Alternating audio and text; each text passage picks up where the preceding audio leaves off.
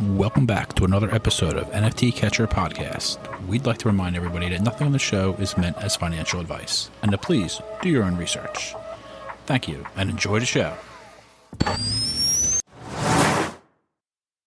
Now the subject is NFTs. They're known as non-fungible tokens, or NFTs. NFTs are exploding in popularity. This is a technology that will forever change the way people interact. So it is happening whether you understand it and like it or not. This phenomenon is moving the digital. You have now joined Jenny from the blockchain and Michael Keene on the NFT Catcher Podcast.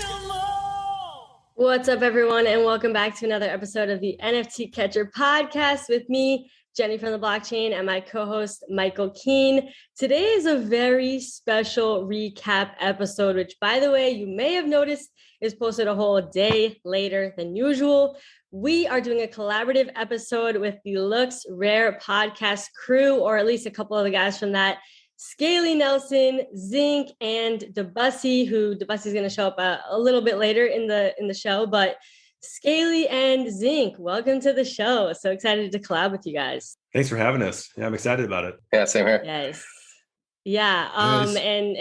And just so our listeners know, and maybe like your listeners, I don't know, anyone listening to this right now, like, let's all give like a quick little intro on like how we got in, when or how, or, what our story is on getting into the NFT space. Maybe a quick little couple minute thing. Whoever's down to go first. I'll go first. Yeah, no, go ahead. Okay, cool. Well, what's up, guys? First of all, it's a pleasure to be here with you guys. We were just chatting up for a few minutes. You guys do a great podcast, so this is going to be fun. We're going to, mix communities and talk it up. But so I'm Michael Keene. Yeah, I was a ticket broker for a long time, for 17 years. Obviously, when the pandemic hit, tickets, was pretty much non-existent for a year and a half, so I didn't really work. And last February, our podcast, people will know how much that I, respect Gary Vee. So I'll mention him super quick in this one. He put out a video talking about NFTs. I wasn't even really into crypto or anything like that. This is February 2021. And I wasn't doing anything. And I jumped in head first. And it's been amazing. I got into Top Shot and VV, and then I've got obviously the Bored Apes and V Friends. And it's just been an incredible run for the last year. Jennifer and I are now, this is, I think, episode 44 or so. And we have a great time doing this podcast. And it's been a good run. So that's me. What's up, everybody? That's really cool. I didn't realize that you got in because of Gary Vee. Yeah, 100% because of him. He put out a video. It might have been on TikTok or something like that.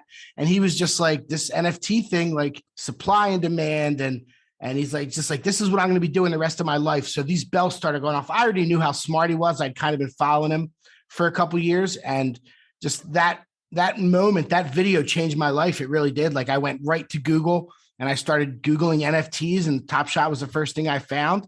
Andy, who's our producer, has been one of my best friends for the last 20 years. We got in it right together. I messaged our friends. I was like, you guys ever heard of this? Like weird, like digital, whatever. And we just all got into it. It's been incredible. Yeah, that's how I got into it for sure. Good time to get in. Yeah, perfect time. I mean, it was like, the timing, it was a gold rush, for Pixel Vault, Cool Cats, like all that stuff was just incredible. Scaly was a big Top Shot guy. Oh yeah. Okay. Yeah. So I'll go next. I actually got into crypto in early 2018 and kind of instantly went into NFTs because I played around with crypto kitties. And then I immediately thought baseball cards would make sense, right? And then there was actually a baseball card kind of like project called MLB Crypto, and they changed it to MLB Champions a little bit later. And got into that. And then that was a pretty good project, but it was a little ahead of its time. And then the people running it kind of rugged eventually, as a lot of NFT projects tend to do. And then I got into Top Shot. Then I got into CryptoPunks. Actually, no, probably the other way around. CryptoPunks and then Top Shot. And then, ever since, just been like, it was pretty mellow for like 2 years. There wasn't a whole lot going on. And then all of a sudden it just exploded. Nice. Yeah, I guess I could go next. So I've always been kind of dabbled in crypto. I'm an economist by trade, and used to work at a central bank even. And, so I've always had crypto kind of out there. It's always been around. But, I bought my first NFT in like early 2019. It was actually like these block cities, kind of the whole concept of minting something just was kind of a mind blower. And then, just kind of dabbled a bit. And then, pandemic hit. We were just sitting at home a lot. I was working at a bank, used to be in an office, used to have that kind of regular, like strict office suit, 9-to-5 type lifestyle. Doesn't leave you a lot of room for like all sorts of extra stuff. And once we went, work from home for everything, started dabbling with looking into all sorts of things. And NFTs just seemed like the most natural application of crypto to me. And, once I kind of made that connection, it just, I just jumped in head first, and it's been kind of a whirlwind ever since. But, a lot of my big wins were in the ArtBlocks world. So much more on the art side than you guys were on the collectibles. Yep. Ooh, yeah. And I know we were going to kind of dive into ArtBlocks a little bit later as well.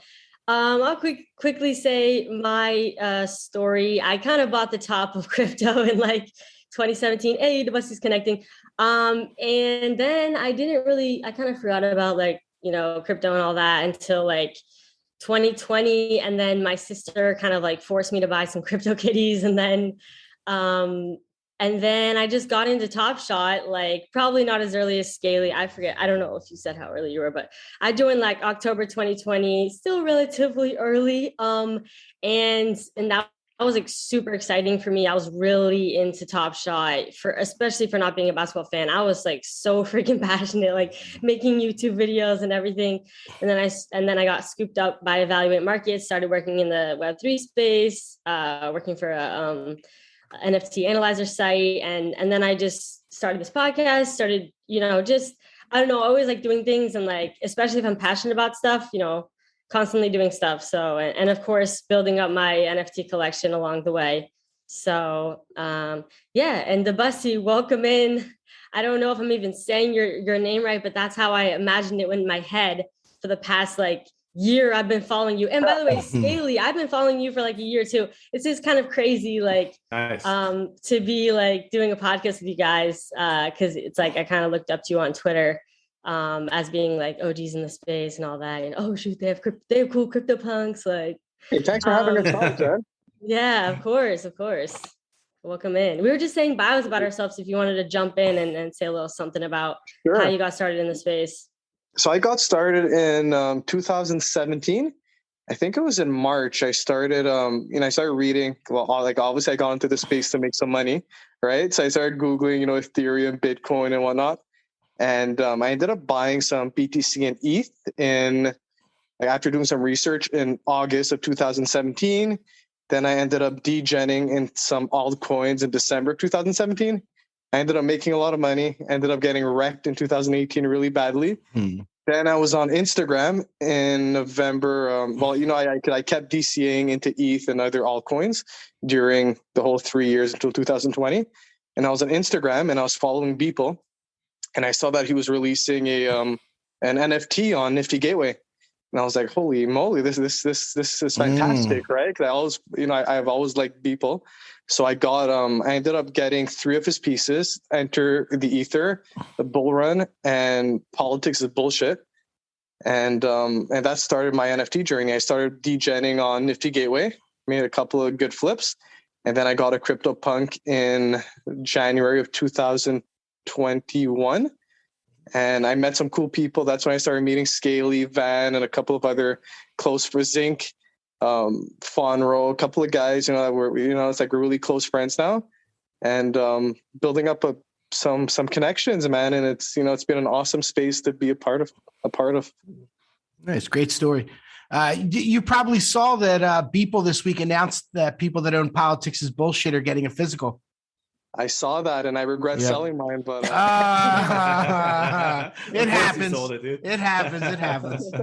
Yeah, I thought that was really cool, though. Time in hands, man. Same here. You don't got to tell me. When did you get because I saw on Twitter like a while ago that you got like your CryptoPunk like tattooed on your arm. I did. Right? Or is that a secret? Like, I don't know if you like deleted that later, but that's fine. Okay. I actually have a really funny story about this. If you guys want to get into it later, let's hear it. So I ended up, I think it was in May of 2021. I really I was really bullish on punks, which I still am. And I consider my CryptoPunk 2504 my Web3 identity, right? That's like me in the crypto space, even though I don't smoke.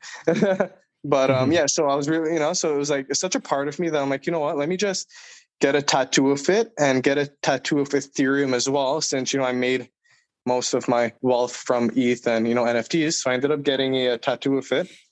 And so this tattoo artist, she was really nice. She was really cool. We were talking about crypto and whatnot. And in June of 2021, I ended up getting in really deep into rare pepes. I don't know if you guys are familiar with rare pepes. Yep. No, I have a couple. So I really love them. And I ended up making like a killer profit with the rare pepes as well. So I'm like, you know what? I want to get a tattoo of a pepe surrounding my CryptoPunk. So I went to the tattoo artist again, and she totally like denied me getting a pepe. What she was like, how's she gonna deny you of work? She was like, it's a racist caricature. She was, what? The whole politics thing involved. No, Pepe is innocent. Free Pepe. And that's what I told her, Damn it. That's not very Web3 of her. It really wasn't. And I was actually showing her because I spoke to Mad Fury because I DM'd him this summer, and I was showing her the DMs. I'm like, the guy's really chill. Like Pepe has nothing to do with racism or Trump or whatever it is. He's just like a peaceful frog, right? But she just didn't want to give it to me. And then it's so funny because I actually went to another tattoo parlor, and there were some Mexican guys, and they agreed to do it for me. So I'm like, wow, you see? It's amazing. Dang. What the heck? Yeah. So you do have your rare Pepe tattooed next to your punk? I don't. So I met this. So I have this. So I'm friends with this Tezos artist, and he's actually designing me one right now. And he wants to tattoo it on me when he comes to Montreal. So I'm just waiting for him to come down and get it tatted up. Nice. Yeah, you have to post on Twitter when you do that. I definitely so cool. Nice. I actually thought about getting a tattoo of mine, but I don't have any tattoos. But dude, Scaly, you should get your punk. I feel like your punk has been your brand. But okay, all right, yeah. The hair doesn't work. It's too white, and then it'd be like white on white. It looks weird. Yeah, I don't know. You could do. I like yours though. That those 3D glasses are cool. I like that. And the white crazy hair. Yeah, it's a nice one. It's my such a sexy punk. Yeah, that's a good punk. That's a good punk. Yeah. It's like your signature, look, actually. By the way, to the people listening to this, Scaly and Xinc actually have doxed themselves. This isn't, nobody can see them except for us, but apparently this is their first time seeing each other. So this feels very special. But anyway, he doesn't look like his It is kind of funny. So. It's nice seeing you guys as well. I've known you guys for a month, and the first time I've seen you guys. Where are you at, bro? Where are you at? Let's see. I'm scared, bro. I'm scared. Come on. Show us your muscles. Come on. Hey man, I lost too much muscle during COVID, and I'm scared to see it again. We heard you were a bodybuilder. Yeah, well, I'm not a bodybuilder per se, but I enjoy lifting weights and getting bigger and stronger.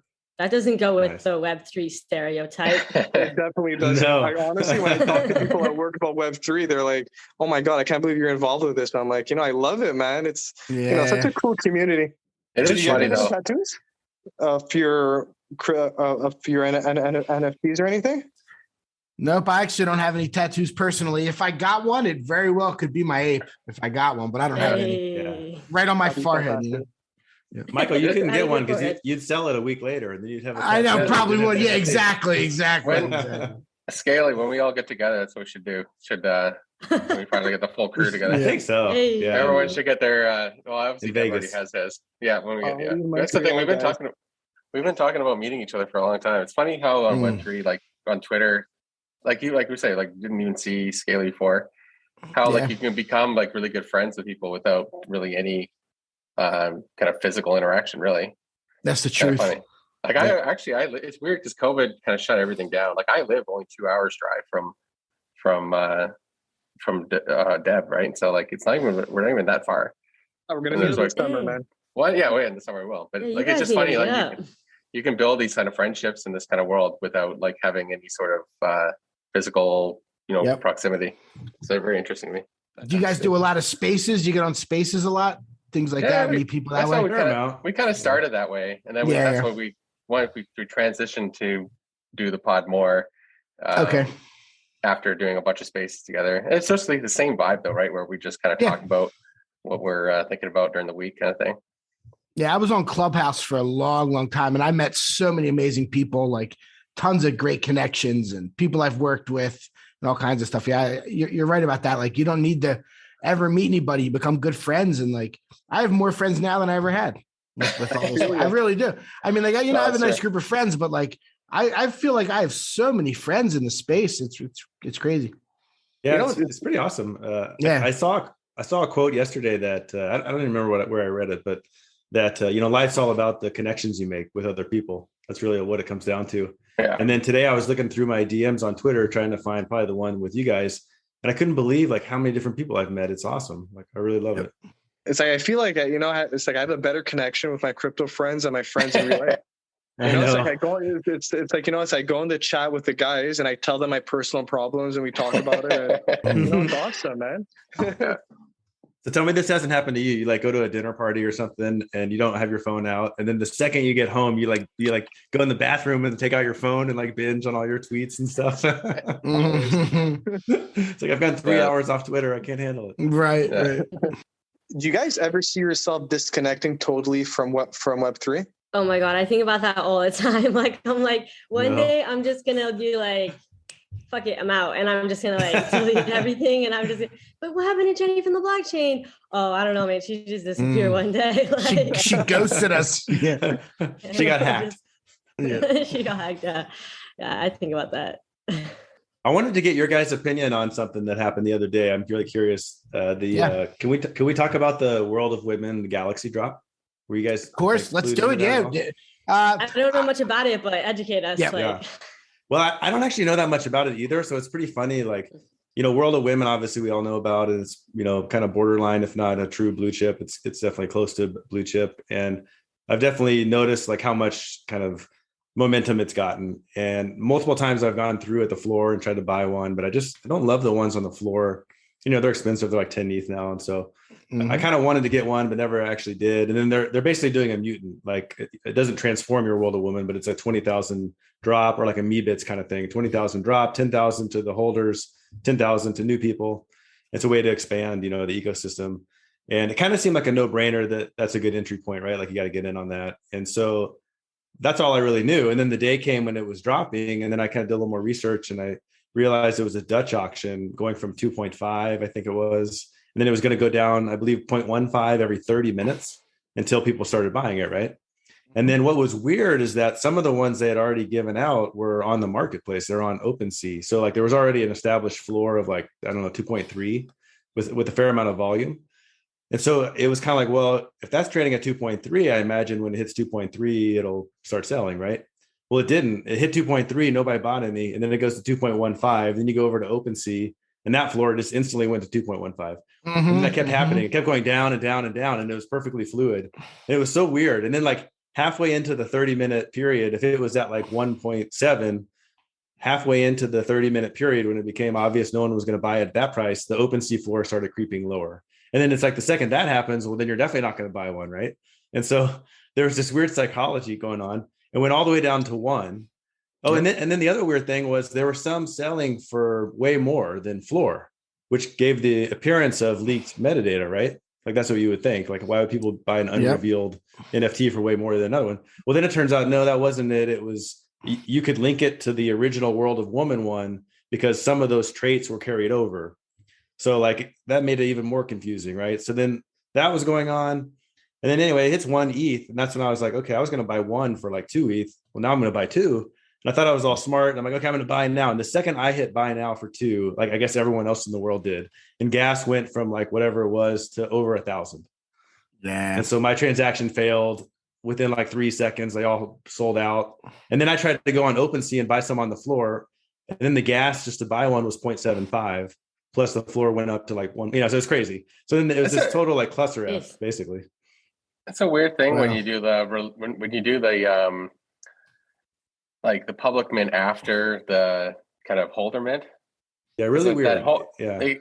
Because it could go either way for you, right? Exactly what you said. Like you could have like a secondary market established beforehand, and that will get people to mint things earlier, maybe more than they would have, because they, okay, well, 2.5 is what it's going to cost. But or it can happen like this, where it's just a complete all over the place. And it's like the mint out was way lower than what the floor is. I think it's like 1.6 now. It's the floor, right? So yeah, it's right about that. Yeah. Right. So like, it's not even like the DA floor that they minted out was even the market price. I don't know. It's just kind of funny. Like all these, I feel like it's weird that like, maybe we are still early, but like, there doesn't seem to be any real sense that most projects have any idea how to sell this stuff. Like, it's just like, everyone's just kind of winging it on like whatever DA that you have, or, some other strange, everyone has definitely no standard, right? Yeah. There's no standard, and it's, remember the FOMO ramp? Options. Remember the FOMO ramp was a classic. Yeah. I actually wouldn't mind the key. I wouldn't mind but I think FOMO ramp doesn't exist anymore, right? Because you can instantly sell 10,000 of something in like 3 minutes in one block, right? Like that's what happened with women. Like it went basically, there's like 9,000 left, and then in one block it was basically all 9,000 minted out, right? Like the FOMO ramp wouldn't exist all in one block, right? You needed, like with hashmags, people took hours to mint those, right? Mm-hmm. Maybe it was over a day. Even? I think it was days. Yeah. It was and a week. Some Chad bought the last 3 that were like 3 each. I remember that. I think it was Danny. I don't remember who it was. No, it was last one was something crazy, right? It was like 10 or 50 each or something. I think you're right. Some absurd number, right? Yeah. Yeah. Just to get the reveal. Those were the days. What was that? Was that on a bonding curve? One of those, people don't use those anymore, right? Where like the beanie Euler Beats thing. No, it wasn't quite like that. It was just a pure FOMO ramp. So like the first quarter were one price. And then the weirdest thing was, so each quarter, like if you had 10,000, the first 2,500, next 2,500, each one was a higher price, like double, I think. And then what was weird is the very last 3, like Xinc was saying, they were like really expensive. Yeah. And so ETH was also, it didn't make any sense really. ETH was also like $1,000 back then too, right? It was a little bit less, yeah. Yeah. But no one has the answer, right? Like you have a gas war. This basically, a Dutch auction is supposed to prevent a gas war, or at least find good price discovery, but it didn't really do either. It kind of failed. Yeah, at least people let it get down a little bit. There was I like when the community kind of sits and lets it settle. But yeah, you're right. When the demand is super high for something, there's not really too much you can do. I liken it to the concert industry. You're trying to buy Taylor Swift tickets. If there's 500,000 people trying to buy 30,000 seats, it is what it is. It's very similar, right? And then the industries are very similar. Yeah, for sure. Yeah, you can't avoid the scalper. Go ahead. Here's the question. I was just wondering: is the World of Woman Galaxy, which is out of 20K, is it worth it at a 1.5 floor right now? What do you guys think? I think so. I think so. I'm pretty bullish on those guys. Yeah, like it feels like kind of they're doing the same path as Bored Apes in the sense that they're like really attracting celebrity endorsements, and they have a little like on the marketing game is really strong, I think, for them.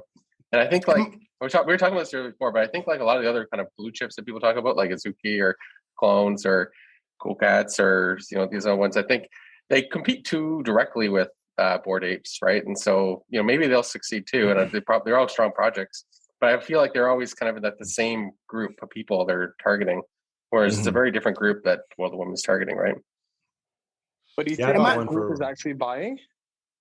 I don't know, but like I think like if MoonPay decides to like that's how they diversify into the next NFT thing, right? Like that's going to be huge pressure for floors, right? If you're a project launching and you getting good with MoonPay, that's the key right there. That's the key. That's the key right there. Yeah. They basically were like they were like the Punk's OTC of Bored Apes, right? Like they just would buy whatever the floor was. They didn't care.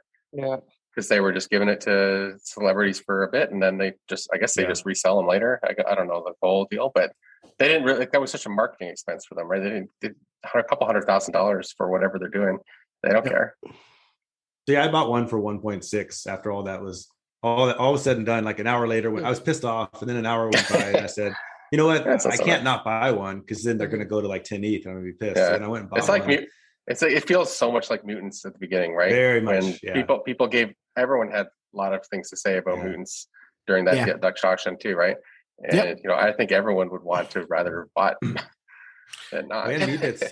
Mutants sat at Mutants sat at 3.5. We've talked about this a lot. They sat at 3.5 ETH for a couple months. What did they sell at originally, Michael? Do you remember? I don't remember. They sold out. I think it was 3. I think it went out at 3. Yeah. It was like I think it started and went at 3. I'm pretty sure. Pretty fast. And that was a surprise. Like we didn't know what was happening. We knew that all the ape holders were getting one, and the fact that there were 10,000 extra was actually a surprise that day. Oh yeah, I remember that. Yep. So I have a question for you guys, because Deb and Xinc and I have talked about this a lot. Like, it kind of seems like World of Women, it's supposed to appeal to women NFT collectors, but it almost seems like it's a bunch of dudes assuming women are going to want it and buying it just to sell to them. That's exactly what I think, man. Because it's like all my friends who are collecting World of Women, they're basically crypto guys that, their plan is to sell to like rich women later on. So that's I just don't, that's the only sticking point for me. I don't know, but I at the same time, I could see it becoming like, as more and more women enter the space, like that's like the one to have, right? For them. Totally. 100% agree with you. Yeah. Yep. But I think it all comes down to the exit for both Bored Apes and for World of Women is celebrity and other like people doing it for their own, like to be part of the crypto space without, so like I think it's not really about like finding like some rich women to buy your bags, right? I think it's like, okay, we'll find some marketing companies to buy your bags. And then when you realize how small the supply is on these things and how large the entertainment space is, right? It doesn't require a lot to drive the prices up for these things. Another thing that World of Women really has going for it is Guy Osiri, the same guy that's doing the marketing for Bored Apes. Yeah, he signed on with them back in January. So that's, honestly, it's not financial advice, but I have a very high conviction that if you bought one of those now, it's going to be a good investment. I really do.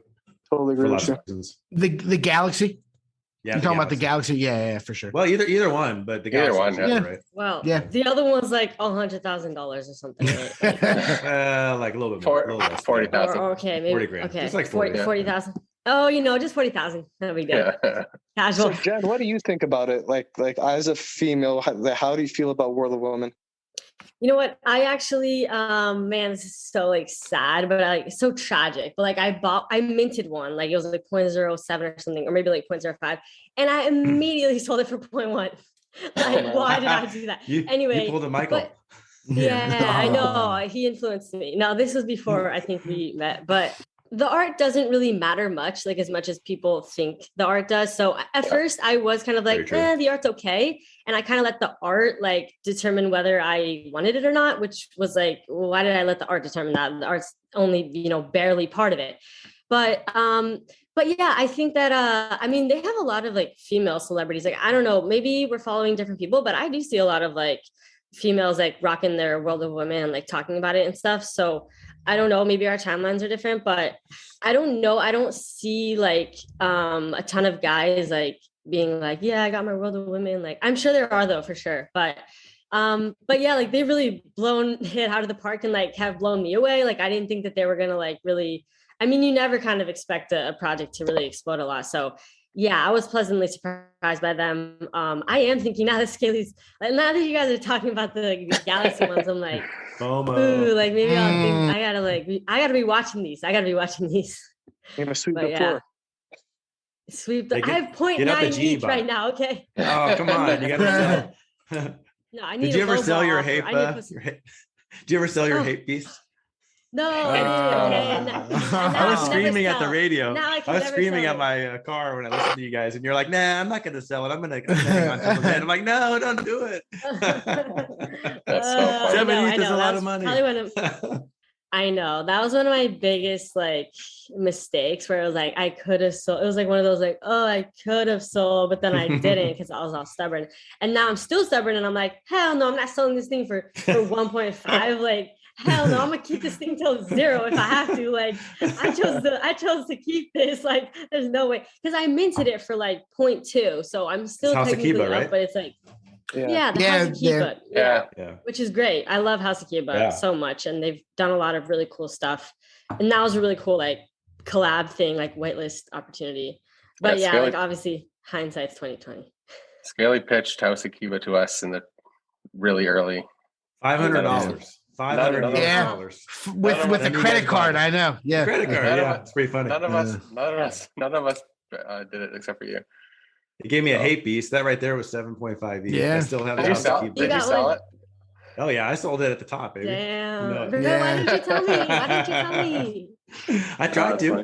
I guess I should have messaged you. Yeah, you should have DM'd me. Be like, yo, I really think you should sell this. No, because I have people messaging me being like, yo, I really think you shouldn't sell this. And they were like telling me all the reasons I shouldn't. And I was like, no one's telling me I should. You never know. Oh, of course. But yeah, I know. I have many stories of holding things at the top and not selling. ArtBlocks. ArtBlocks. Speaking of ArtBlocks. Top Shot. Top Shot. Yeah, 100%.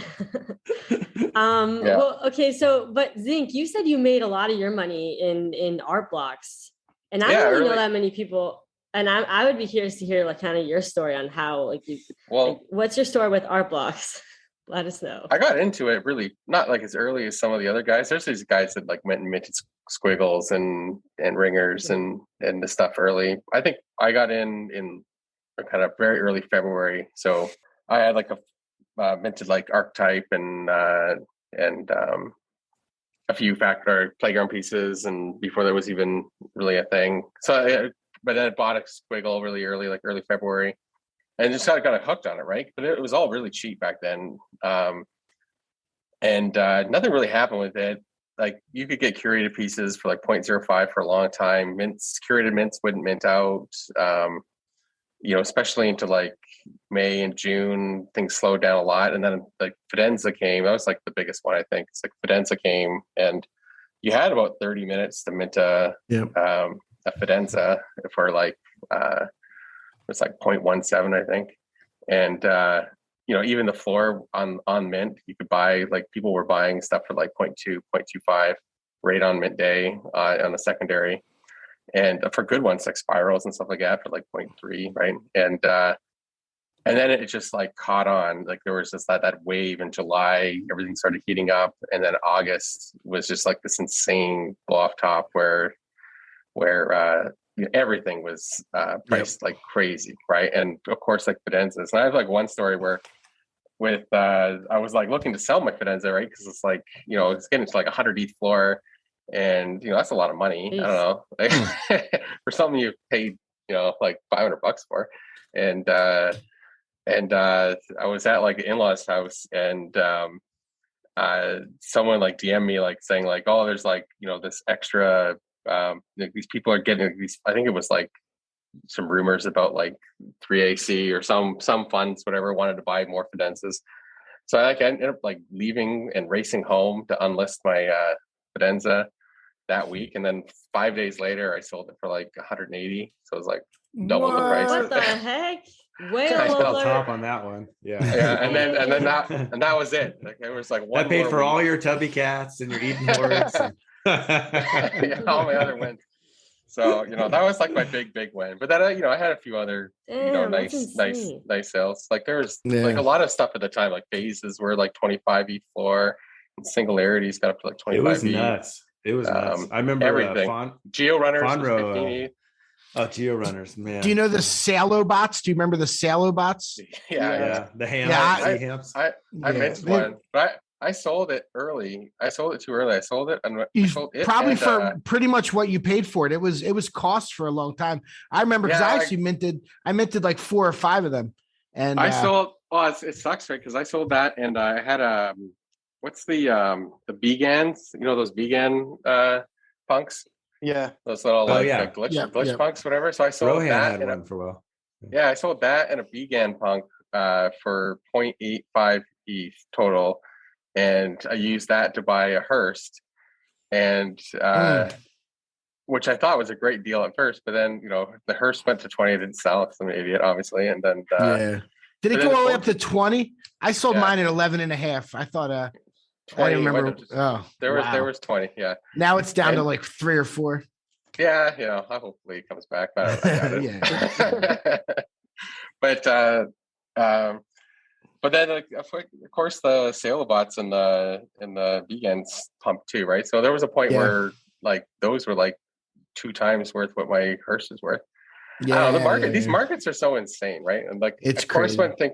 when things get to the top, I think the Fidenza ruined it for me because you get a feeling that like everything should do that, right? And obviously it doesn't, and most things aren't worth what the price is. If you compare it to real art, it's kind of crazy. It's insane. Art, it doesn't even translate, and it's for a lot of reasons. But one is that there's so many people who are crypto wealthy, right? And they don't want to. They don't want to cash out. They just want to use their ETH on something, Yeah, it's really weird, right? Because like you have on one hand, it's not like the NFT prices never get anything close to trad art pieces, right? So like the top trad art pieces, the stuff that sells at Sotheby's and Christie's and on Amps, right? They you have like multiple pieces selling for $30-40 million, and you're never going to see like that with crypto or NFT art, right? But at the same time, a lot of the pieces that go for a lot are dead artists, right? And people from the 50s or the 30s or 1800s, right? And we have it's like a 2-year, 3-year industry here, right? So accelerated. At some level, maybe because it's new and different, and maybe the prices are justified in that way. But on another level, it's absurd, right? Because like we just have no context for what these things really should be worth, and so even if things look nice, it's not clear that this is going to be important. We don't know what people are going to do in the future, right? And I don't know. I think the market's kind of learned that, right? Like if you look at like NFTs over the last 3 months, it's like one of the best 3-month stretches ever. Like January, February were really, really powerful. Like apes, Suzuki, all the collectibles were just pumping so hard. And then if you look at like art prices, like super rare is just down, down, down. Super rare this month hasn't done $1 million in secondary sales, right? Like it's just absurd, right? Wow. And so like art, I think really is taking a big hit because it's like people are starting to like reflect on, like the art is good, but like, is it really worth paying all this money for it? And I think the answer is right now, no. So like how exactly are you comparing it? So the way I'm comparing like NFTs are to crypto projects. So let's say you take a project like Cardano, right? During the peak, I think it reached about 250 billion. And if you look at all NFTs combined right now, the market cap is about 10 billion. So yeah, I totally personally, agree. There's a huge run up, man. And it's like, I still feel like we haven't reached that blow off top yet, the long-term blow off top. Yeah, no, I totally agree because I think it goes, but I think the value that those numbers are going to go into, I think like the most successful NFT projects, like the way people are using NFTs, the most successful is like the stuff that emphasizes the social and that emphasizes club membership. And so you have, I feel like that's like the power of NFTs. Otherwise, we're just like trading, like it is digital art, right? And so like, I think the power comes from, should be a reason to be holding the token, right? More than just collecting. And like, that's where you get with Bored Apes or Azuki or Cool Cats, you get this instant community. And then you also get a claim on kind of future developments within those groups, right? And like, there's just a tradition in Web3 to reward early holders. And I think people are betting on that. And so I think there's tons of space, tons of room in the space for things to grow. And I've already said this before, like I think like 2022 is going to be like almost 100 times probably in terms of volume than 2021. And I don't think that's going to change. And do you think that's because normies are going to enter or just that? Yeah, I think they will for sure. Like look how much money gets traded on Robinhood, right? It's absurd that those markets, but I bet you those markets, I don't know the exact answers on like what AMC and GME and those markets are, but I would be very surprised if they don't do more volume than NFTs. The monkey pictures, like the money's out there. I think when Coinbase NFT happens, like people are going to be really surprised just in terms of like what happens when you turn that attention towards a new basically I think there's going to be a lot of crap projects, but it's like the new dog coin, right? it's going to be NFTs when it hits these kind of retail markets. What do you guys think is going to happen with Coinbase NFT if it ever launches? Yeah, right.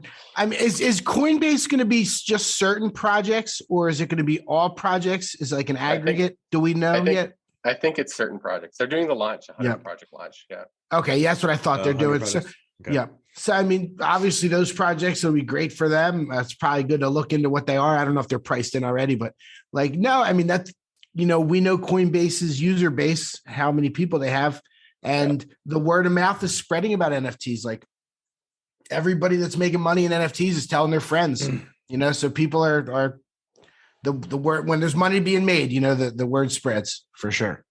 Man, you should see at work. So a couple of people at work, they found out I was into NFTs and how much I made. And like so I work at a hospital, right? The whole ICU is basically into NFTs and crypto now. Of course. Do they know your Twitter handle, dude? Yes, they do, man. Unfortunately. Oh my God. You're doxxed already. What are you talking about? We got a top kidnap. That's why that's my only concern. But like, I think it goes back to Dev's point, how small the space is. Like if you go look at, there's like the Dune Analytics on OpenSea, the number of accounts have ever traded an NFT all time is something like 1.4 million people. And it's like accounts, and we all have like multiple accounts. So right, that's unbelievable. Yeah, that's probably like 500,000 people, 600,000 people total that have ever transacted. And that's like, that includes all the people that, in the last 2 years before this run up that didn't, that end up exiting the space too, right? So like, it is wild. Like it's a huge growth recently, but it's still so small. Like I posted this stat on Twitter. It's like you have more people playing, like 3 times as many people playing Minecraft at any one given moment than you have people ever traded NFTs. Yeah. Yeah. We're in a little bit of a bubble where it feels like everybody knows about it. Everybody we communicate with, it's obvious. Everyone, I was at a bar in Denver the other night with my brother-in-law. And I was like, I told him, I'm looking around, I'm thinking like, how many people here I wonder know about NFTs? I want to start asking people, yeah, for sure. It feels like Bitcoin, like 2015, where like everyone knew. I remember I was at the central bank and we started doing like surveys on Bitcoin, and there was like high levels of like knowledge. Everyone knew about. But like, how many people have ever actually used like 1%? Right. And I feel like we're even less than that. Yeah, that's true. But everyone knows people have heard of it so now. Yeah. Like my parents know about it, but they don't understand it. Yeah. But they've heard of it. A year ago, they never heard of it, It's like $1,000 Bitcoin. That's what it feels like. Yeah. For sure. Yeah, what do you guys think about the whole utility? Like, do you think in a year, obviously the trend has gone from like a collectible, from art to collectible to utility. It's all about utility, thanks to like Gary V and some of these other things that have launched with, it's just all about the utility. I mean, no offense to Gary, but like the art on his NFTs is like ridiculous, right? How dare you? Shots fired. Oh, I don't think he would mind if I said that. But like, I mean, it's more about like, what do you get from it and the community and all that, but it's redeemable for something, right? Yeah. Of course. But what do you think? Like in a year, are we going to keep down that path, or do you think we're going to kind of go back, or is there going to be like separate? No, camps? you're exactly. Well, there's going to be both. There's going to be artists to put out art, and the utilities, the art, and but there's going to be. I've said this a bunch of times. Your Costco membership is going to be an NFT. Every concert and sporting event, is going to be an NFT. If you want the new sandwich at McDonald's, you might have to own an NFT. It really is going to be good. Yeah, whatever. Like, you want the McRib, you got to show the NFT this time. So like, right now we're kind of art with a hint of utility, and we are going to move toward like utility is going to be really, really important. Gary V did lay the groundwork for that for sure. Yeah. And like Proof Collective is killing it. Flyfish is killing it. Yeah. Yep. Right. Yep. Like, who else has really navigated it? Who navigates everything perfectly is XCOPY, because do you guys own any XCOPY pieces? No, sadly I don't. Yeah. Tell us the history of XCOPY. Like what's up with XCOPY? Why is XCOPY so famous? Why are all the OGs like, oh my god, XCOPY? Well, so he, like when I entered the space in 2018, he was definitely one of the first artists I saw. I wasn't smart enough to buy it. I wish I was. But it turned, and I don't know, you guys correct me if I'm wrong, but we actually know someone who knows him well. And we've messaged with him some. But anyway, he started out as a native digital artist. And then I don't exactly know how he got into crypto, but he had a Tumblr, the page where he had all his art on there. And he has these hilarious posts like, one day I'll sell these for a lot of money and stuff. And like, no one cared. Like he was selling them for like $10 and no one would buy them. One pound. £1. And then he got into super rare. I think he was one of the first 100 mints on super rare, which does just one of one art. Right. And he just slowly built and he didn't do like, he was just dedicated. Like he just kept doing his art and putting it on super rare and he'd sell it for $50 or he'd sell it for $100. And then there's these funny quotes looking back where like, I think he posted a new one and said, come back to this in a year when this stuff is mainstream, you know? So it's pretty hilarious that now, like he always had that vision, right? And now he sells stuff for millions of dollars. And so to answer your question, I think there's a lot of things. OG is I don't know if we can cuss, but OG is fuck. And we can cuss. No, I just did. And then, and then, you know, he was very like methodical. He didn't like try to do anything that like, he just stuck to the art. Right. And then he slowly built a base of fans and then he never really veered from that. And the other thing is that I think most people like his art. They actually really like the art. Like, for example, when I got my mural frame, I put an XCOPY piece on there, which was called F is for fuck up. It's one of his best pieces and it's really old. And it has, I owned it. I owned a part of it briefly, maybe. I don't own it now, but it was scribbled out with some black marker. Like it's just really, really good. And I kind of didn't know if it was just me who thought it was good. And so I put it up on this mural and then I had some friends over who know nothing about crypto or anything. And they're not even the types to like compliment me on art, you know, like I don't have any art in my house really. And they looked at it and they were both like, oh my God, that is amazing. Like, what is that? And they wanted to know all about it. Like they really liked it. And like a few other people I noticed, like they were all drawn to it. And if I show people NFTs who don't know anything about it, they usually pick out the XCOPY and say, oh, I really like that. You know? So I think there's a ton of appeal to his work. And it's very identifiable, right? Like they're not all the same, but they're similar. And then he's also navigated the whole, like he has a Discord where he gives away stuff and he engages not too much, but not too little. He's approachable. Like you can DM him if you've been in the space for a while and he'll at least like acknowledge you, you know, I know he's busy and he just treats his collectors really well. Yeah. I was thinking the same thing. He doesn't do podcasts. Yeah. He doesn't do podcasts. He's never done one. So if you can get one, even Kevin Rose couldn't get him. So wow. Good luck with that. But he's masterful though in that social aspect of the NFTs. I think you know, like I think there's people who can make great art and they don't necessarily engage, or maybe that's not their forte, whatever. But he's able to take that combination of like great art, great story, the OG-ness, and then also kind of you feel connected to him when you collect him, right? And so you have that kind of one-on-one. There's no middleman that you're dealing with. You can, like you said, you can DM to XCOPY and you know, he'll acknowledge you. Super approachable. Yeah. And then what I was going to say when you guys were talking about the trend towards, you know, obviously the trend towards PFP, it's almost like he's played it perfectly where you can't have the problem with super rares, there's no volume and they're one of ones. And even if you're prolific, there's like 30 pieces, right? Like that's a lot to have on super rare. Not many people have 30 pieces, but that's only 30 collectors and a lot have two. So that's like 15 collectors. So XCOPY has kind of slowly mastered the art of edition pieces where he's done 100 edition pieces. Afterburn, I think, was 800 pieces. And at the time it was like, whoa, what are you doing? You're diluting your art. Well, no, he's not. He's building a community. And now you look at those pieces that he made 800 of, and they're all worth like 8 ether, you know? And then just recently the other day, he did Max Payne and Friends open edition for 10 minutes. And I think it minted like 7,000 around that number. Yeah. 7,400. And then he made a joke tweet right after he said, Max Payne is the reveal. And people were speculating like, wait a minute, is this a PFP project? Like, are these placeholders and these are all going to turn into like a one of one PFP? And no, they're not. But he kind of was hinting at the fact that, look, I just sold 7,000 plus of this art to 7,000 maybe different people or 4,000 different people, however many. And like he's growing this audience in the way most artists can't do. And it's not a PFP project, you know? Yeah.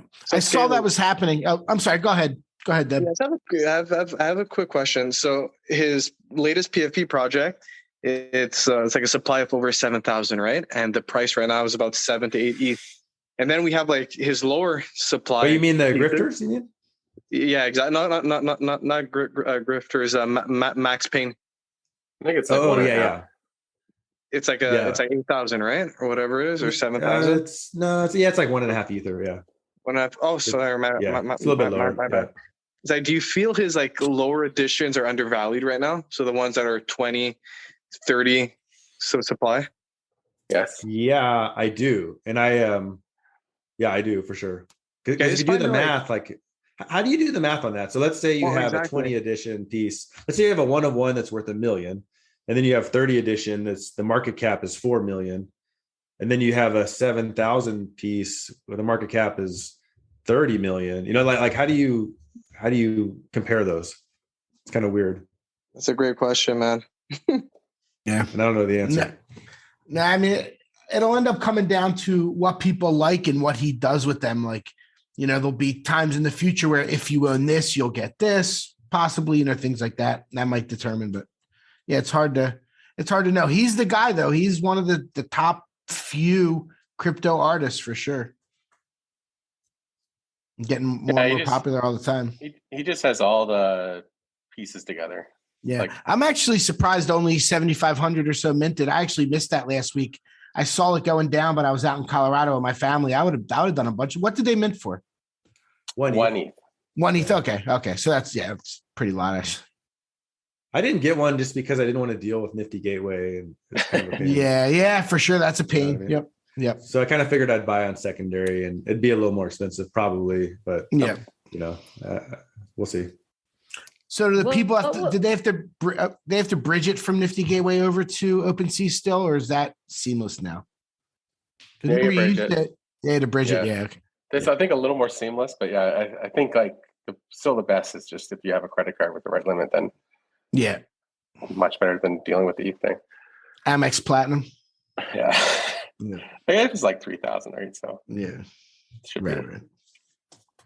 I was gonna say, what was the whole deal with Nifty Gateway? Because like I remember when it was like people was putting out his pieces on there, like every single day they'd be coming out with these like different auctions or like these $1 auctions. Like they had all this stuff going on. Like people would be checking Nifty Gateway all the time.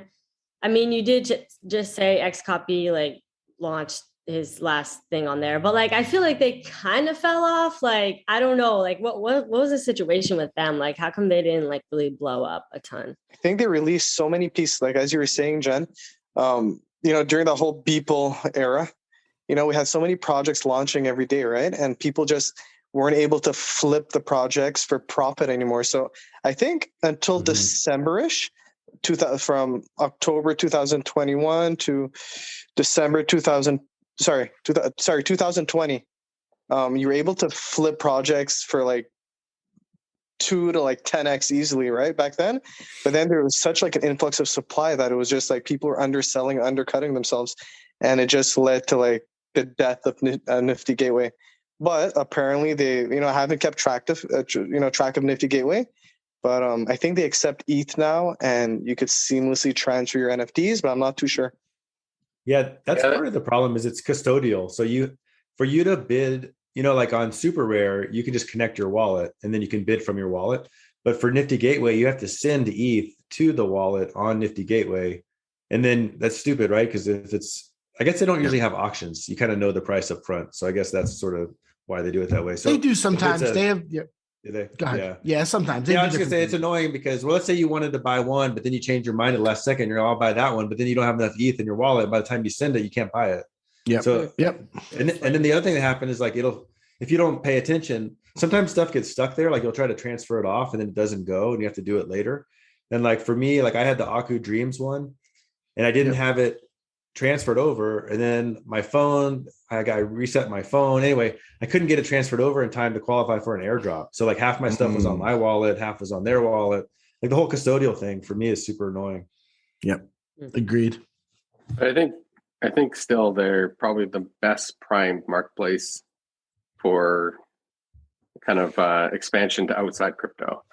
Yeah. Yeah, I think you're right. So I still think their on ramp for fiat is better than anyone else's.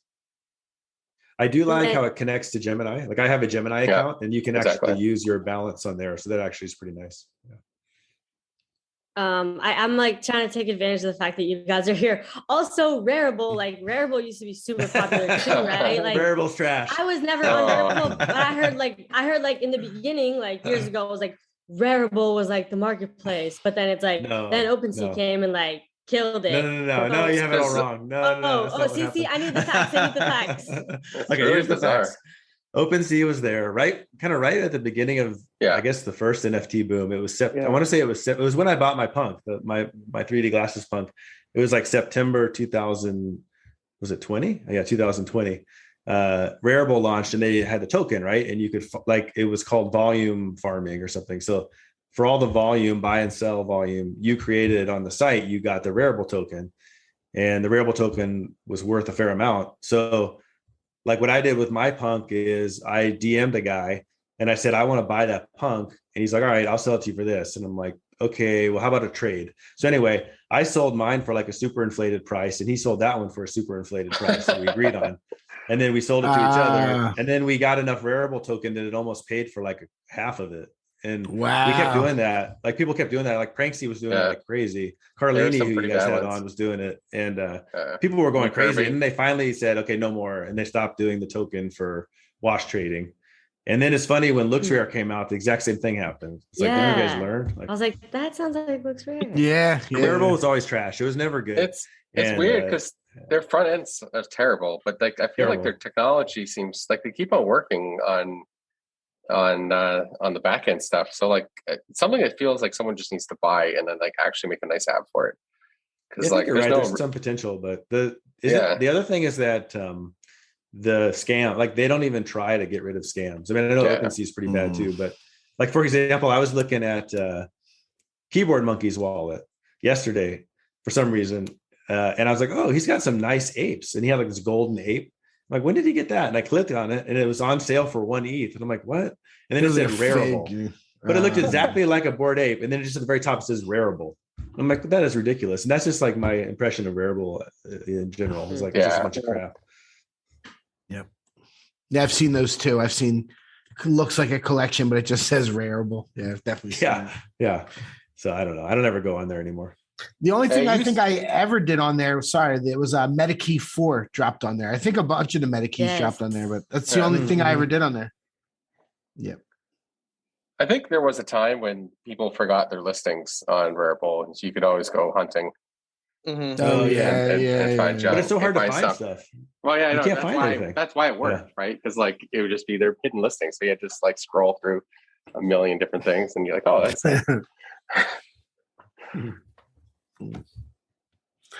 So what else is going on this week? What else has been happening, guys? Well, there's I don't know. Talked about the Azuki meetup on March 30th. Are you guys going? Is that in LA? It's going to be in LA, yeah. So what is happening on the 30th? I'm not sure. I haven't heard about that one. I don't have an Azuki, so I'm not sure if I need one. But actually on the 30th, Voltura from Psychedelics Anonymous, he said he invited you too, Jennifer. They're doing a Psychedelics Anonymous exclusive Steve Aoki concert. Oh my God. Yeah, he did DM me, but I'm not going to be in LA. I know. Yeah, I'm going to go to that. Yeah, I gave him my name. He's going to put it on there. Yeah. Well, that's exciting. Yeah, nice. Yeah, that sounds fun. That's cool. Yeah. He's a good dude, man. That guy's really impressive. You guys know him or heard him a bunch or whatever? Voltura from Psychedelics Anonymous. What's his name on Twitter? No. Voltura, VOLTURA.ETH. I'm gonna check him out right We now. actually did a whole interview with him. Yeah, we had him on. You probably know Psychedelics Anonymous, I assume, or maybe not. Yeah, I've heard of it.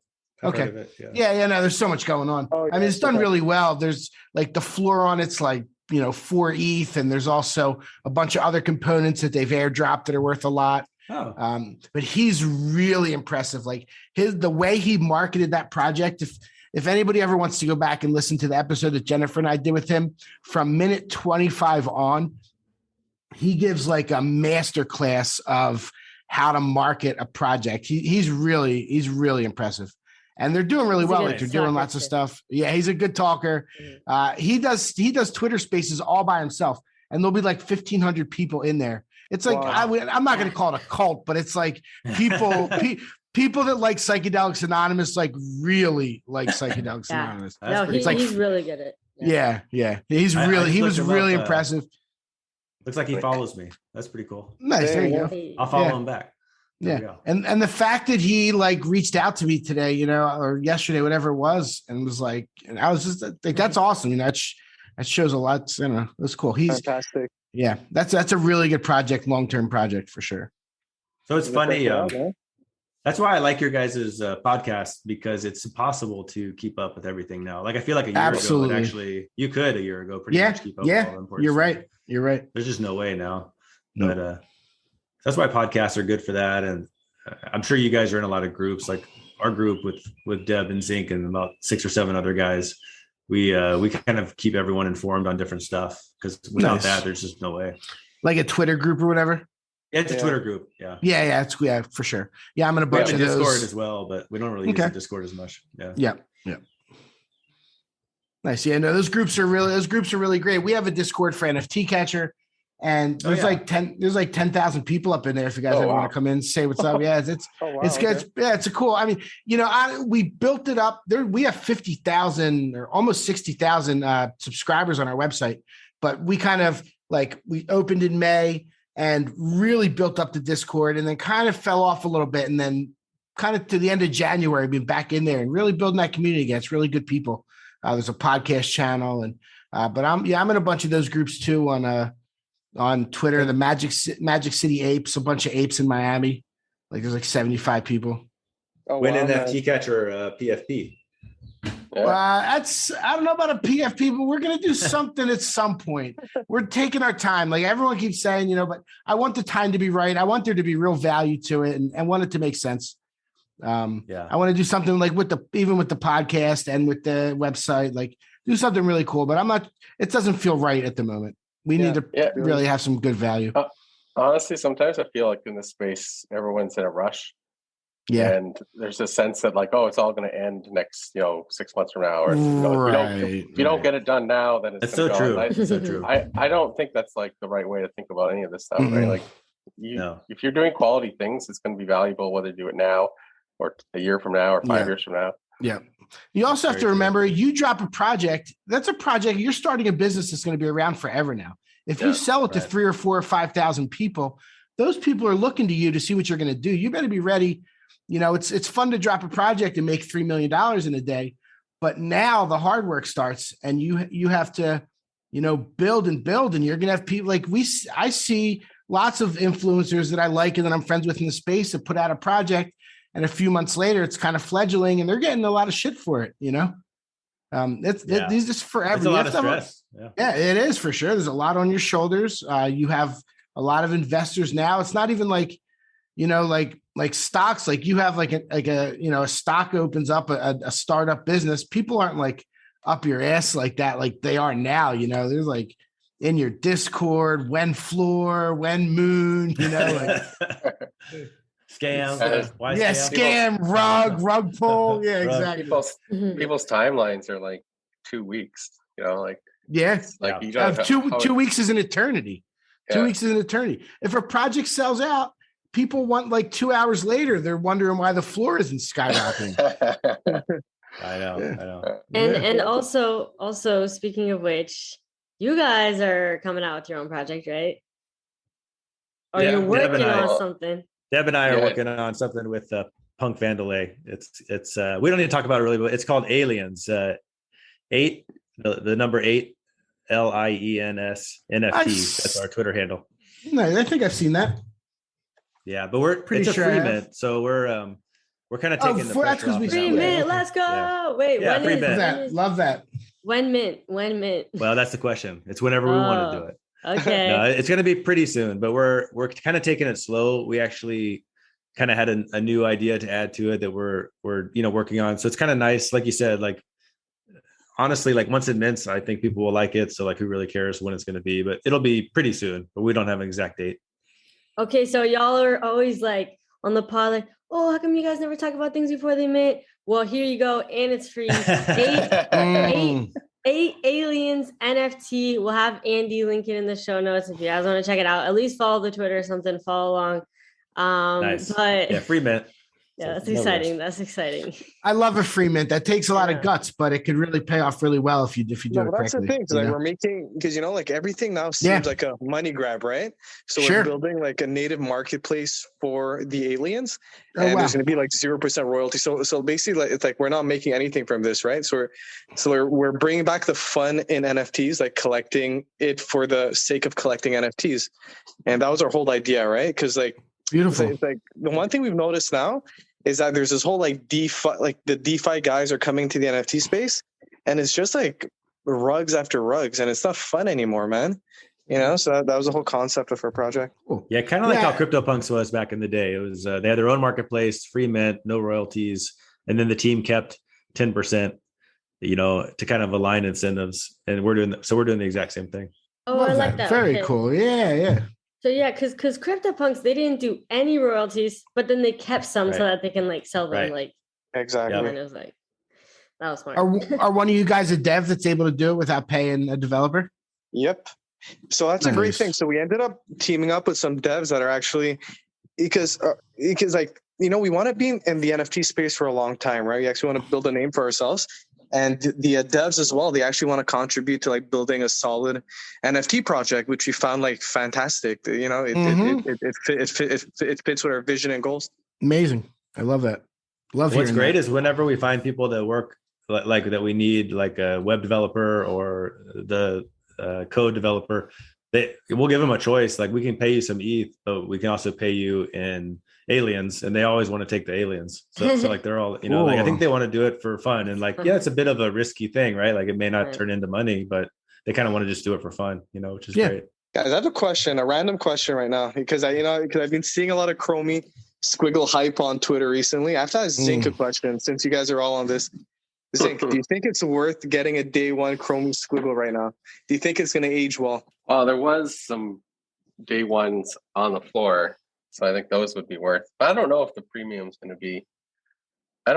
It's really about like serial number stuff. Do you care about early serial numbers or not? And I think in the long run, people aren't going to care that much. Okay. I don't know. Like in Top Shot, you guys know better. In Top Shot, have the early serial numbers held up? I know early on people cared a lot about them, but now people don't care about the serials. Like not nearly as much. They go for a little bit extra, but like not really. Like, and I feel like the people that really care about having the proper minted on the first day squiggle already got theirs. Do you think new people coming into the space in the next 1 year, 2 years, 5 years are going to care about squiggles? Yeah, I think so. Yeah. I think there's enough. It's a good question. I don't know. If they're rich, maybe. Like I don't care about squiggles. I don't know.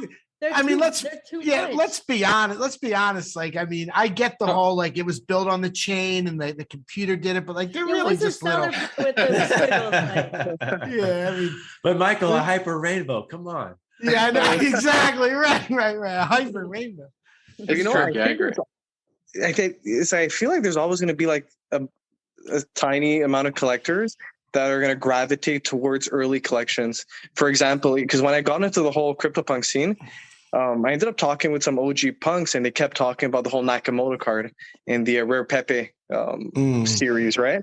And then I started digging, and I noticed, and I found out it was the birth of crypto art and, and NFTs. It all stemmed from the Nakamoto card. And, it made me feel like I wanted to invest in it, even though it was, at the time was quite a bit of, I think I paid $21,000 for it, and now it's going for about $300K. But it just made me feel like, I need to have this in my collection.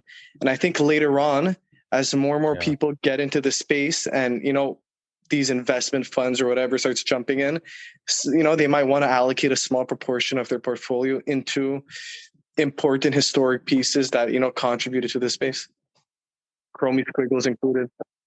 Rare Pepes, they were like the first NFTs on Bitcoin from like 2014 or something, right? Like that was like the thing about them. Because I remember you and Daniel got hits, kept tweeting Yes, I about love that rare guy. peppers, and that was the reason why I bought. And then I tweeted, I was like, "Yo, I actually bought one," and then Daniel's like, "Oh no, it was either you or Daniel." Like, "Oh, you didn't even get the good one." I was like, "Damn it! Like I didn't even get a good one. Like I got the bad one."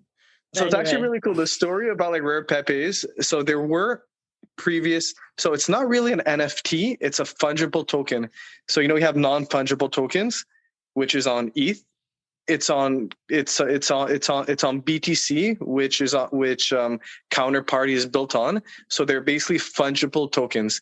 You had other projects before that, but Rare Pepes were the first project to actually build a solid community that was all organic. It was a grassrooted community, and you had these OG crypto artists that started making Rare Pepe cards, right? And if you look at the history behind the Nakamoto card and then the development of the other cards, you could see that crypto art in itself and NFTs stemmed from the Nakamoto card. Like the whole like crypto culture evolved from that whole series, which I find very like appealing and magical. I'll get his name later, guys. Exactly, Art Gnome. I'm sorry, Art Gnome. Oh yeah. Yeah. Oh, yeah, the first Bitcoin NFT, I believe, was colored coins, which weren't really an NFT, but they were, I don't really know what they were, but they were like, things that you could trade back and forth on the Bitcoin network. That's fascinating. It's a fascinating hole to dive down. But yeah, to answer your question, I do think as the space grows, the Chromie Squiggle, it's too revered by the serious collectors, I think, to ever lose a ton of steam. Like I really do think of all the art blocks, it's actually quite a bit cheaper, right, than a Fidenza. There's 10 times the supply, so that's probably why. But the Snowfro, everyone loves him so much, and it's his collection. It's the Genesis collection on ArtBlocks, and there's traditional artists getting into it. They had a traditional art gallery display Squiggles not too long ago in New York, and I really do think it's a pretty safe bet. And I don't think the day one thing matters that much. I think just get a floor one, just to have one. Well, thanks. I was about to aid like one for 8.9, and I think you made up my mind. Like, there's no history that's going to get written that doesn't include ArtBlocks as like kind of the catalyst for any sort of generative art boom, right? So if generative art becomes big and ArtBlocks fades away, like it doesn't, like the platform itself, it won't matter in terms of looking back historically. Like generative art does not have the success it has without the ArtBlocks platform. Yeah. Plus, the squiggle is the logo for ArtBlocks, just like the rainbow puke is the logo for Doodles. That's why I got a rainbow puke. I feel like that's a good play. Pump my own bags a little bit. Doodles are gonna pump so hard. I have a feeling. What are they at now? 13 or 14? They seem to be right around there. Last time I checked. Yeah. No, man, we were looking at them. I think it was like 3.5 or so on this podcast, and I was telling Jennifer that I wanted one, and then the next week it was like 5, and I was like, I remember that. I missed it. Yeah, and just rode it all the way up. Gotta trust my gut a little more. I bought my first one for 5, right? I think I was listening to your guys' pod. Okay, one of like 10 different things that told me to buy one. And I was like, wow, that's awesome. Let's good go. move. Yeah. Man, Love Doodles are my biggest regret ever, man. Yeah. Oh, I got a few regrets. Yeah, there's regrets. We keep talking about Fidenza. I minted 2 Fidenzas and sold them like within 24 hours. Oh, there you go. I had no idea. I had no idea what I was doing. I was just like, I minted 4 apes and sold them within 24 hours. So yeah, probably for pretty much cost at that point, right? They didn't go up too much. I got a really rare one. I got a business suit, like a trade list business suit. Yeah. And I sold it for 4 ETH right after I minted it. Oh, wow. And you must have been thrilled at that point. I was all proud of myself. I was like, wow, $16,000. That's awesome. Yeah. Now it's worth like $1 million plus. Yeah, exactly. That's wild. That's wild. The guys are rich now, so it's fine. Yeah. If I stopped buying stupid NFTs, I would be. Right. You can Hey, I'm it's telling you, internet rich, that's it. Eden Horde is going up. I'm telling you. I already sold mine. I don't care. Poor Eden Horde. I didn't have the patience. I got wrecked with that as well. I bought an Oreo for 2. It's not aging well. And I bought one for 10 ETH and I sold it for 0.9. Oh my Wow. god, that's terrible, dude. That's so wrecked. Oh my 10 ETH? What the hell?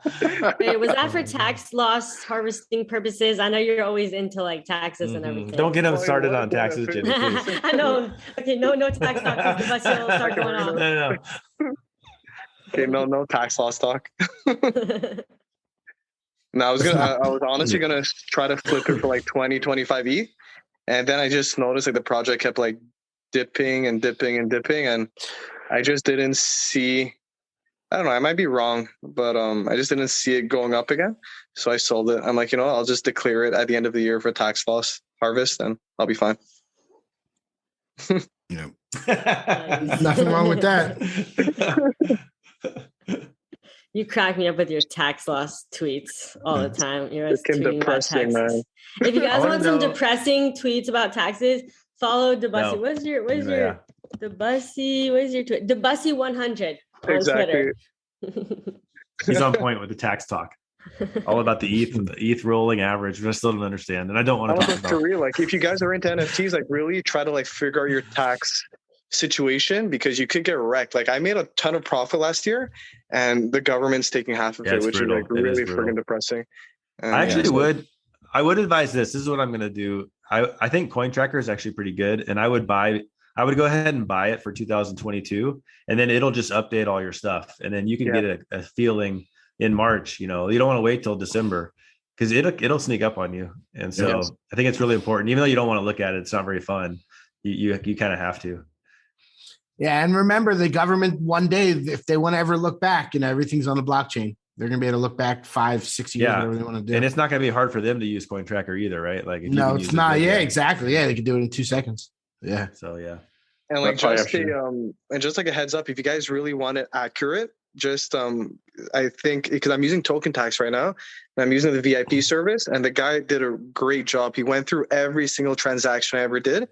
And it's by the book. So if I ever do get audited in the future, they can't say anything against me. Everything is done properly. So definitely invest in something for taxes. Yeah. I want to hear your guys' biggest cope. Like, what's the thing you sold too early or never bought that you like almost bought? Well, for me, definitely selling those 2 Fidenzas. That's pretty brutal. I didn't know. I was just I saw somebody on Twitter saying something, so I went and bought them. That was just when I was just trying to figure it out. I wish I would have bought more V friends. I have my FaceTime frog, but I also had a Kingfisher, which I'm definitely disappointed I sold. I minted 6 Punks Comic 1s that I sold too early. It's a nightmare. 5 Cool Cats I mint. I was right there. I minted like 7 Gutter Cat Gangs. It's not that many, but like we were all right there at the right time. Those are some of my bad ones. How about you guys? What about you, Jenny? You know what? I'm not as rich as you guys. But I will say like a lot of things that I missed because I was like, I didn't have the money. I'm like Bored Apes. I was like, oh, like I barely have any ETH. Like, what am I going to do minting, these pictures? It's just a lot of things where I was like, I didn't have the money to take advantage of the opportunities type of stuff. But then as far as like stuff that I bought, probably my World of Woman that I paper handed for 0.1. Like that was, The problem is though, like if that Fidenza, let's say it went up to 3 or 4 or 5, you probably would have sold it. Like you weren't going to hang on to it to 100. Right. You're exactly right. Right. Yeah. You're not crazy like me. No, the only one I ever like the Bored Ape, there was just something about it. And I knew I was like, I'm not selling this thing, like even because there were times 14, 15. I'm like, damn, how could I not sell this? But I just, for whatever reason, that one, I don't want to sell that one unless I really need the money one day. That hurts. I was in the Discord really early, like before the mint and everything. Yeah. I saw it. I didn't mint any of them. Yeah. I don't know. I think selling my ape for my last ape for 17.5, I'm pretty bummed because it was a 3D glasses ape and it was like really cool. I don't know why. I don't even know why I sold it. Like I didn't need the money. Like that's stupid. Yeah. It's a lot of I mean, at the time, it's still a lot of money, It's like, that's true. It's like, damn, like I get it for sure.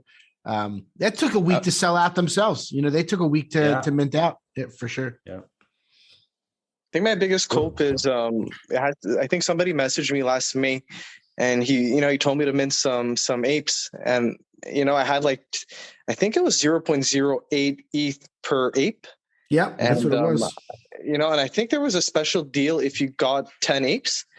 And, I had the ETH ready and everything, but then last minute, I'm like, holy shit, I think ETH is going to rocket this summer.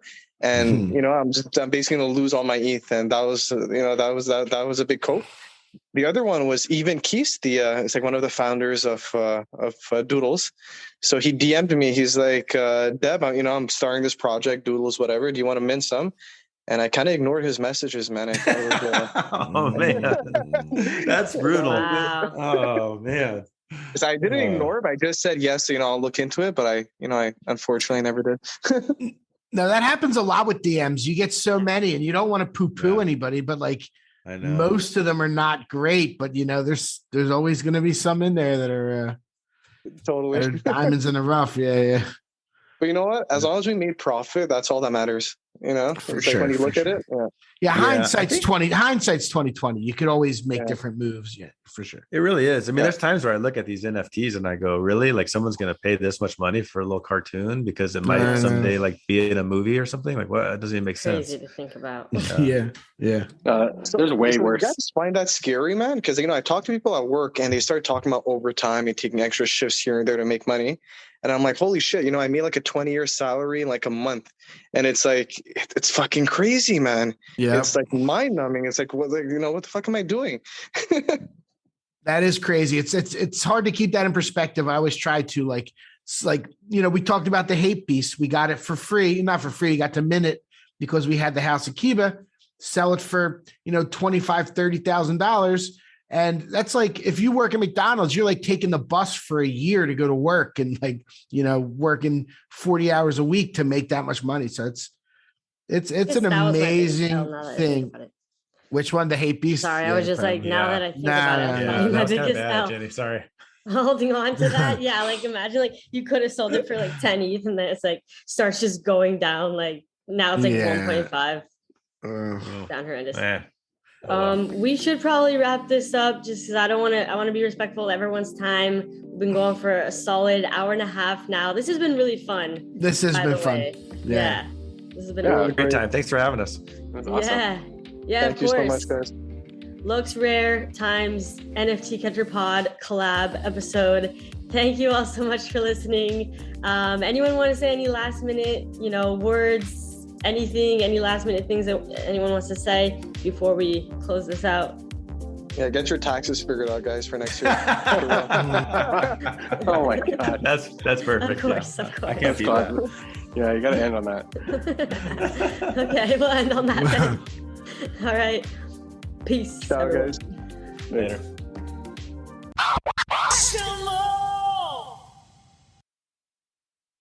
Thank you for tuning in to the NFT Catcher Podcast. We hope you enjoyed today's episode and learned something new about the exciting world of NFTs. If you enjoyed today's episode, please take a moment to subscribe to our podcast on Apple, Spotify, or wherever you listen to your podcasts. And if you really love what you're hearing, please leave us a rating and review on your favorite platform. If you want to stay up to date with the latest news and insights from the NFT space, be sure to follow us on all the socials at NFT Catcher Pod. You can follow Jennifer at Jennifer_pseudo and Michael at NFTicket. I'm your producer, Andy, and I'm at AJC254. Our theme song's by It's Just Los. We always appreciate your feedback and support, which helps us reach more people and bring you informative and engaging content about NFTs. We look forward to bringing you more great NFT content in future episodes. Thanks for listening. Peace.